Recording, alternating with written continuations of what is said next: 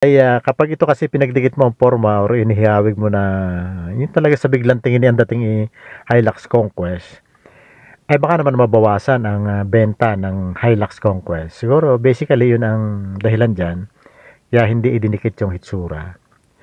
So talagang may kanyang market itong Tamaraw Effect.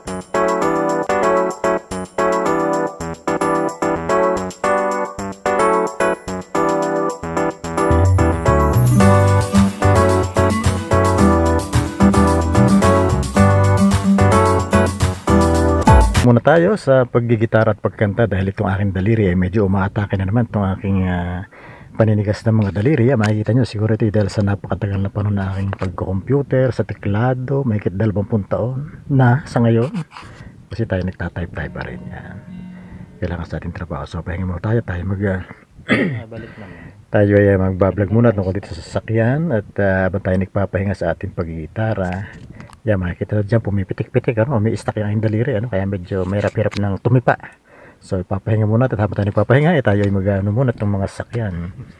At ang medyo naka-attract sa ating atensyon ay itong Tamaraw nga na ang endorser ay si Coco Martin. At ito nga ay basically panghanap buhay, pwede mong i-modify, lagyan mo ng van, close van, pwede ring basic, yung pick-up na drop side. So kung pagmamasdan nyo ang unahan nito, attractive naman siya, maganda, matsong matso. Kaya lang pagka ikaw mahilig sa pormahan, halimbawa, gagayahin mo yung Raptor ng Ford at itong Conquest ng Toyota, kumbaga stablemate nitong Tamaraw. So ay medyo malayo ang itsura. So marami siguro nagtatanong kung bakit hindi dinikit ang itsura nito yung forma, lalo na itong pickup nila na drop side. Bakit kaya hindi idinikit sa itsura ng Hilux Conquest? Kasi kung iyong titingnan talagang medyo malayo, although hindi naman dihado itong Tamaraw pag titingnan mo sa frontal view, hindi naman siya dihado talaga dahil maporma nga yun lang, pag pumunta ka sa gilid talagang truck na truck yung dating niya. Saka sa likod ganun din, truck na truck, lalo na kung bird's eye view na tinatawag, yung bang kukuhanan mo sa drone, titingnan mo yung kanyang bed ay talagang truck na truck. At na-imagine ko dito yung truck na kinakargahan ng tubo, yung mga pinutol na tubo. So sa akin tingin, hindi naman tayo nagre-review kasi wala naman tayong kay na mag-review. Hindi naman katulad tayo ng mga professional na nagre-review ng mga sasakyan dyan sa... Meron din namang hindi professional dyan, pero at least yung experience nila, talagang meron na silang kay na mag-review ng mga sasakyan. Tayo, hindi naman. Bagamat tayo in the past sa ating mga ilang channel, mga other channels ay nagre-review rin tayo manaka-naka. Anyway, so balik tayo dito sa Tamaraw. Hindi naman sa Tamaraw FX, kasi pag sinabi mong Tamaraw FX, ito yung close van. So ito yung Tamaraw lang talaga yata ang tawag dito, Tamaraw Hilux ba? Parang ganoon ang tawag, Tamaraw Hilux. Dahil pareho siguro ang engine. So itong pwede natin sabihin 4 months Conquest. Yan. 4 months Conquest. Yeah. So anyway, mapapatanong ka nga siguro bakit hindi idinikit, para naman yung mga mahilig pumorma sa halip na magpilit bumili ng Hilux Conquest, ay ito na lang Tamaraw pick up ang bibilhin. So ang sagot dyan marahil ay kapag ito kasi pinagdikit mo ang forma or inihawig mo na yun talaga sa biglang tingin ang dating Hilux Conquest, ay baka naman mabawasan ang benta ng Hilux Conquest. Siguro basically yun ang dahilan dyan kaya hindi idinikit yung hitsura. So talagang may kanyang market itong Tamaraw Effect at Tamaraw FX. Itong Tamaraw na to na pwede mong i-modify. Basically pang negosyo ito. Siguro kung meron kang farm, pwede rin to. Kakargahan mo ng mga produkto mo, agricultural products, pwede mo siyang kargahan.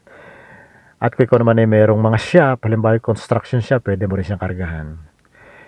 So meron kang choices ngayon. Sa halip na ang bilhin mo yung Hilux Conquest, ay sayang naman kung kakargahan mo lang yun ng kung ano-ano, mga niyog, mga halaman, mga agricultural products, mga heavy materials tulad ng mga tubo kung ikaw ay mayroong shop, kung ikaw ay may construction shop. So sa halip na bumili ka ng Hilux, ay bibilhin mo na lang itong drop side ng Tamaraw.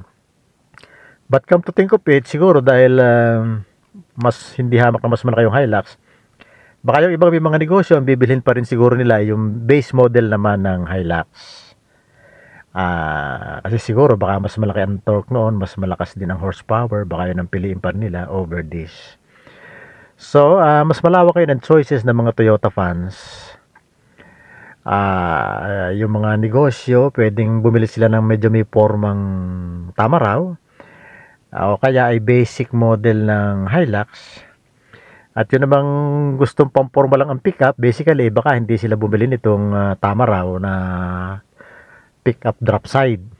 Kasi hilingan nila pamporma siyempre yung mga taste niyan, yung mga gustong naglalaway tulad ko, naglalaway ako diyan sa yung sa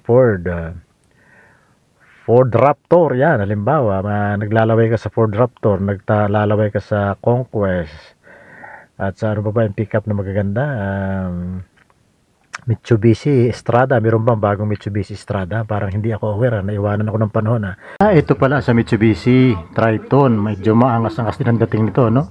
So ito ang panlaban ng Mitsubishi dyan sa Hilux Conquest, Ford Raptor, at saka kung ano-ano pa mga pickup na nagkalat dyan sa ating kalsada.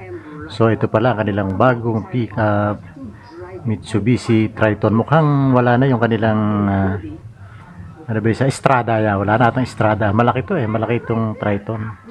Talagang maangas to.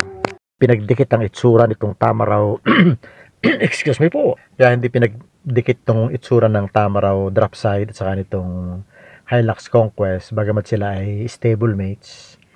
Hindi pinagdikit niya kasi may kanya-kanya silang market, at saka baka bumagsak. Kung ito yung pinaganda mo ng gusto, itong pinaporma mo, itong Tamaraw drop side, kung pinaporma mo siya ng kasing forma ng Conquest, baka wala nang bumili o malaki mababawa sa bibili ng Hilux Conquest. So yun po ang dahilan. Tayo naman po ay hindi nagre-review, tayo nagko-comment lamang gana kasi sinabi wala naman tayong kay. So yun, ito muna ating ginagawa sa ngayon, mag-vlog tungkol sa sasakyan. Habang itong ating daliring pipitik-pitik na naman at mahirap mag-plucking, medyo mahirap tumipa, ay atin munang ipapahinga bahagya bago tayo magkantaan muli. Okay, sana po ay kayo ay mag-subscribe. Naku!